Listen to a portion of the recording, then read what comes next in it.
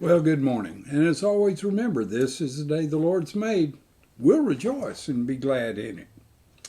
Now, as we look at this final message, I know y'all say, hoorah, but as we look at this final message on being alone with God, I wish to draw your attention to the fact that when we're alone with God, even if we're in a crowd, miraculous things happen.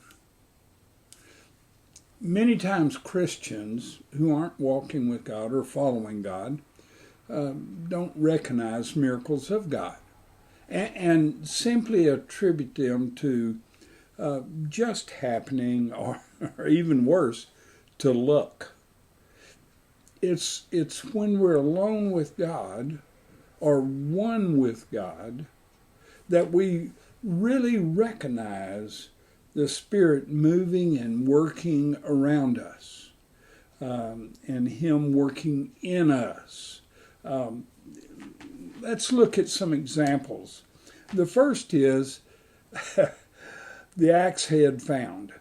It's in 2 Kings chapter 6, verses 1 through 7. By the way, all of the message today will be taken from 2 Kings. Now then, there were these guys who decided to build themselves some houses. In verses 1 and 2 it says, "And the sons of the prophets said to Elisha, 'See now, the place where we dwell with you is too small for us. Please let us go to the Jordan, and let every man take a beam from there, and let us make there a place where we may dwell.' So he answered, 'Go.' Now, they decided to cut down some timbers to build themselves these houses. Then Elisha, they invited him along. In verses 3 and 4 it says, and one said, 'Please consent to go with your servants.' And he answered, 'I'll go.' So he went with them. And when they came to the Jordan, they cut down trees. Now then, let me just say this. I think that's put in there to let us know it's good to invite the man of God along when you're doing something. Now, if he's like me, he may not do much labor, but he's good to supervise. Used to, I did the labor. At my age, it's getting physically more difficult to do, and so now I kind of point a finger and do a little supervising. Just ask some of the guys that worked on the church with me. Well, anyway, one of the guys lost an axe head. In verse 5 it says, "And one who was cutting down a tree, the iron axe head fell into the water. And he cried out and said, 'Alas, master, for it was borrowed.'"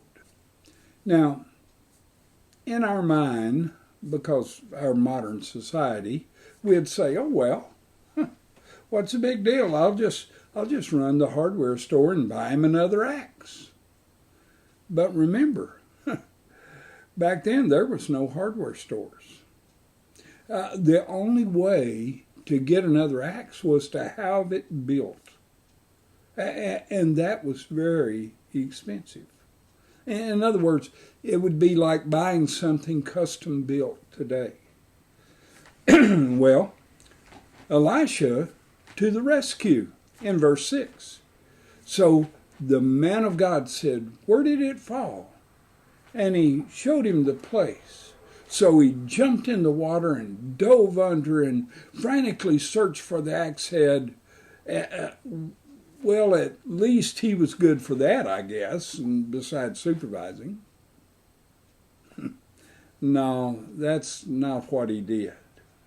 I want you to notice it says, when the fellow that lost it showed him the place, he cut off a stick and threw it in there. Now, that makes a lot of sense, doesn't it? Listen, though. And he made the axe head float. Therefore, he said, "Pick it up for yourself." So he reached out his hand and took it. Wow. Now, everybody has a tendency to concentrate on Elisha making the axe head float. But I believe the moral of the story is when you're alone with God, others around you are blessed. If Elisha hadn't have been there, the man would have lost the axe head. But notice, he was there and he was blessed. You see, when that happens, they realize there's something different about you. When you're alone with God, they realize, people around you realize something different about you. And they come to you for answers to their questions. Now then, you may say, well, I don't want that. Well, let me tell you, when you're alone with God, God gives you the answers before they ever ask it. You may not realize it, but he does. Well, while you're there in 2 Kings, let's look at another instance. And this is found in 2 Kings chapter 4, verses 1 through 7. It's the widow in trouble. Now, there was a widow who couldn't pay her bills. In verse 1, it says, a certain woman of the wives of the sons of the prophets cried out to Elisha, saying, your servant, my husband, is dead. And you know that your servant feared the Lord. Now, she had 2 sons who were going to be taken away as slaves by her creditors. According to verse 1, it says, and the creditors are coming to take my sons to be his slaves. She sees this. She knows it. She sees Elijah. She knows Elijah is one alone with God. So she calls out for help to the one whom she knows is alone with God. And Elisha answers her in verse 2. He says, what shall I do? What shall I do for you? Now understand, as I said a while ago, wisdom comes when you walk with God, when you're alone with God. In verses 2 through 4, he says to her, tell me what you would have me, or what you have in the house. And she said, your maidservant has nothing in the house but a jar of oil. Then he said, go borrow vessels from everywhere, from all your neighbors, empty vessels. Don't gather just a few. And when you have come in, you shall shut the door behind you and your sons, then pour it, that is the oil, into all the vessels, and set aside the full ones. Now, she follows his orders, working by faith. I mean, that's kind of a silly thing to do, take the oil out of this jar and put it in another jar. But she did it anyway. Now look, in verse 5 and 6 it says, so she went from him and shut the door behind her and her sons, who brought the vessels in to her, and she poured it out. Now it came to pass, when the vessels, plural, were full, that she said to her sons, bring another vessel. That is, the jar still had oil in it. She said, bring another vessel. And he said to her, there's not another vessel. So the oil ceased. Now, I'm originally from Texas, and Texas oil people have been known to have gushers. Let me tell you something. This jar of oil was a gusher for her. But then finally it ceased. Then she was blessed by the one who was alone with God, that is Elisha.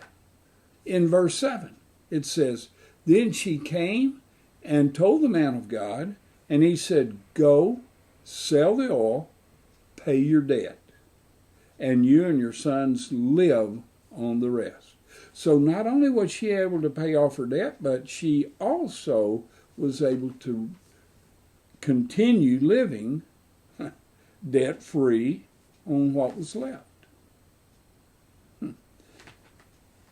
Now let me tell you, when you walk alone with God, when you are alone with God, other people are blessed. This is a prime example. And finally, I want you to notice, when you're alone with God, it'll show. Also in 2 Kings chapter 4, verses 8 through 10, immediately following this, that about the widow. It talks about the way it will show. One way that it'll show is God's providence. In verses 8 through 10, it says, now it happened one day that Elisha went to Shunem. And when there, or where there was a notable woman, and she persuaded him to eat some food. So it was that as often as he passed by, he would turn in there and eat some food. Now, she just had a resident, but she opened up a restaurant, at least for the man of God, for the one who walked with God, the one who was alone with God. And she said to her husband, look now, I know this is a holy man of God who passes by us regularly. Please, let's make a small upper room on a wall, and let's put a bed in for him there, and a table and a chair and a lampstand. So it'll be, whenever he comes to us, he can turn in there. Now listen, those who God uses to take care of those who are alone with him will be blessed by the one who is alone with God. In other words, if you walk with God, if you're alone with God, those who God uses to take care of you will be blessed by you. Now then, you say, well, how were they blessed? In verses 17 or verses 11 through 17, I'm not going to read it. You read it. She found, and she was an older lady, and her husband was an older man. But she and her husband were blessed with a son in their old age. However, in verses 18 through 37, we find that her child died. But she was blessed again because Elisha brought him back to life. Good story. Good stuff. Oh, these are just a few of the great things done by Elisha, the man alone with God. They're found in the book of 2 Kings. Read it sometimes and be blessed. Let me tell you, wouldn't you want to be the one who is alone with God? Wouldn't you want to be that type of person? If so, it's very simple. You need to pray and seek to be alone with him. Ask him to speak with you, to talk with you. That's what he desires. He desires that personal, intimate relationship with you. The problem is, we listen to the devil and find ourselves too busy to listen to God. But God desires that. He desires us to commune with him, to talk with him, to be alone with him. I challenge you. 2 challenges. Number 1, read the book of 2 Kings and see if I'm pulling your leg. Number 2, have a quiet time every day alone with God. Read His Word and pray and keep a spiritual journal of your progress. Give it a try. See if you won't be drawn closer to God. Well, in the meantime, and until next time, God bless. Amen.